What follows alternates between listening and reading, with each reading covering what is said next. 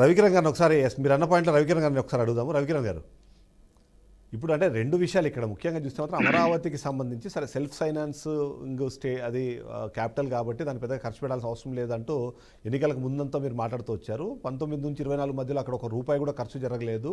అమరావతి అభివృద్ధి, రాష్ట్ర అభివృద్ధి రెండు ఒకటికొకటి మిళితమై ఉండడం వల్లనే రాష్ట్రంలో అభివృద్ధి జరగలేదు అని ఒక పాయింట్ తీసుకొచ్చే ప్రయత్నం చేశారు. కానీ ఇప్పుడు రాష్ట్రంలో పెట్టాల్సిన ఖర్చునంతా తీసుకొచ్చి అమరావతికే మీరు ఖర్చు పెట్టేస్తే ఎట్లా అనేది ఒక ప్రశ్న అయితే ఉత్పన్నమవుతోంది.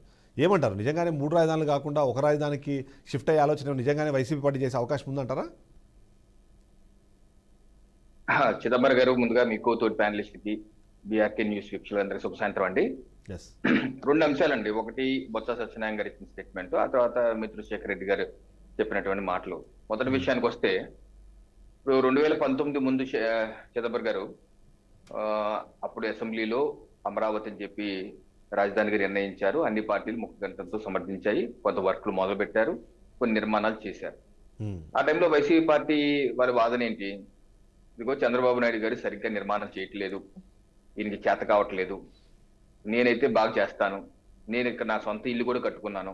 అప్పుడు కూడా అన్నారు 2019 ముందు మీరు వస్తే రాజధాని మార్చేస్తారంట కదా అని చెప్పి అడిగితే, అందరూ వైసీపీ పార్టీ నేతలందరూ చెప్పింది ఏంటి? అసలు చంద్రబాబు నాయుడు గారికి ఇల్లు ఇక్కడ లేదు, మా నాయకుడికి ఉంది, మరి మేమెందుకు మారుస్తాము, ఇక్కడే ఉంచుతాం, ఇంకా బ్రహ్మాండంగా కట్టి చూపిస్తాం, ఎలా కట్టాలో ఏంటో మేము చూపిస్తాం, చంద్రబాబు నాయుడు అవుట్డేటెడ్ పాలిటిక్స్, ఆయన చేయలేదు, మేము చేస్తామని చెప్పి అన్నారు. సో ప్రజలందరూ నమ్మారు, ఆ రాజధాని ప్రాంత ప్రజలు కూడా నమ్మారు. కరెక్టే, ఈయన మరి చేయలేకపోతున్నాడు కదా, 5 ఏళ్ళు టైం ఇచ్చాం, మరి చేయలేకపోతున్నారు, మరి ఈయన చేస్తారేమని చెప్పేసి రాజధాని ప్రాంత ప్రజలు కూడా, కృష్ణా గుంటూరు జిల్లా ప్రజలు కూడా మొత్తం వైసీపీ పార్టీకి పట్టం కట్టి 150 సీట్లు ఇచ్చారు, మీరు కట్టండి అని. మరి ఆ తర్వాత అధికారంలోకి వచ్చాక యూటర్న్ తిరిగారు. ఎన్నికల ముందు ఎప్పుడు 3 రాజధానుల మాట ఎత్తని పార్టీ అధికారంలోకి వచ్చాక 3 రాజధానులు అన్నారు. అబ్బాయి రాష్ట్రానికి ఒక రాజధాని సరిపోదు, 3 రాజధానులు కావాలి, 3 రాజధాని నిర్మాణం చేసి చూపిస్తాము, మరి శాసన రాజధాని, న్యాయ రాజధాని, ఇక కార్యనిర్వహణ రాజధాని, 3 రాజధానులు కట్టి చూపిస్తామని చెప్పేసి ఏ రకంగా 3 ముక్కలాట ఆడారు. అన్ని ప్రాంత ప్రజలని మోసం చేశారు కదా 5 ఏళ్ళలో. 5 ఏళ్ళు ఏ ఒక్క ప్రాంతం ప్రజలు కూడా మీతో సాటిస్ఫై కాలేదు, మీరు ఎక్కడ ఏ అభివృద్ధి చేసి చూపించలేదు. అటు అమరావతి చేయలేదు, ఇటు విశాఖ చేయలేదు, అటు కర్నూలు ఇచ్చేది ఏమి చేయలేదు. కాబట్టే కదా ఈ రోజు 2024 ఎన్నికల్లో మీరు మొత్తం క్లీన్ స్వీప్ అయిపోయారు. ఇంకా ప్రజలు స్పష్టమైన మ్యాండేట్ ఇచ్చారు, జగన్మోహన్ రెడ్డి గారు మీ వైఖరి సరైనది కాదు, మీరేదో 3 రాజధానులు, మీరు అమరావతి రాజధాని కడతానని చెప్పి అధికారులకు వచ్చాక మాట మార్చి 3 రాజధానులని, ఏ రాజధాని ఏమి చేయకుండా అక్కడేమో 500 కోట్లు రిషికొండ ప్యాలెస్, మీకు మీ విలాసాల కోసం రిషికొండ ప్యాలెస్ కట్టి దానిలో ఒక డబ్బు కోసం 15 లక్షలు, ఎవరి కోసం 4 లక్షలు, అలాగే ఇంటీరియర్ ఫర్నిచర్ కోసం కోట్లు ఎవరి కోసం కట్టారు అవన్నీ అని అన్ని ప్రాంత ప్రజలు చిత్కరించి 11 సీట్లు పడిపోతే కనీసం ప్రతిపక్ష హోదా కూడా ఇవ్వలేదు.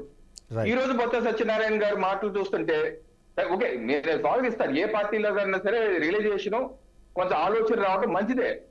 కానీ బొత్స సత్యనారాయణ గారు బయట లోపల మండలిలో మాట్లాడేటప్పుడైతే మా రాజధాని, మా విధానం 3 రాజధానులే అని నొక్కి వక్కానించారు.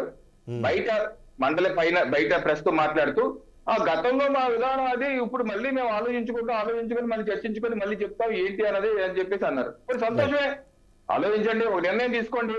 ఈసారి తీసుకునే నిర్ణయం అన్నా సరే పక్కాగా ఉండే నిర్ణయం తీసుకోండి. బొత్స గారు మీ సీనియర్ నాయకులు, మీరంటే అందరికి గౌరవమే, మరి పక్కాగా మళ్ళీ యూటర్న్ కాదు, మళ్ళీ పిల్లి వేసి ఇప్పుడు ఏదో 11 సీట్లు వచ్చాయి, మళ్ళీ ఈ ప్రాంత ప్రజలను చిత్కరించుకున్నారు, రాష్ట్రం అంతా చిత్కరించుకున్నారు, ఇలా అయితే మనం ఎక్కడికి గోపిక కుత్తానా గనక నా ఘాటుకి అయిపోతున్నాము అని ఇప్పుడేదో మార్చుకొని రేపు మళ్ళీ ఎప్పుడైనా సరే 15 మీకేమైనా అధికారం ఇస్తే అప్పుడు మళ్ళీ యుద్ధాన్ని తీసుకుంటారా? అటువంటి పరిస్థితులు రాకుండా బొత్స గారు ఆలోచించి మీరు మంచి నిర్ణయం తీసుకొని ఎప్పటికైనా సరే మీరు వరల్డ్ బ్యాంక్ కి వాళ్ళందరికీ లెటర్లు రాసి మీరు రుణాలు ఆపేయండి, ఇవ్వద్దండి, అలా విషం చిమ్మే కార్యక్రమం బొత్స గారు దయచేసి ఆపేయండి. ఎందుకంటే మీరు ఆలోచించుకున్నారు కాబట్టి, పెద్దలు ఆలోచించుకున్నారు కాబట్టి, ఇటువంటి విషం చిమ్మే రాతలు, విషం చిమ్మే లేఖలు దయచేసి మానేయమని చెప్పి రాష్ట్ర ప్రజలతో విజ్ఞప్తి చేస్తాం బొత్స గారు.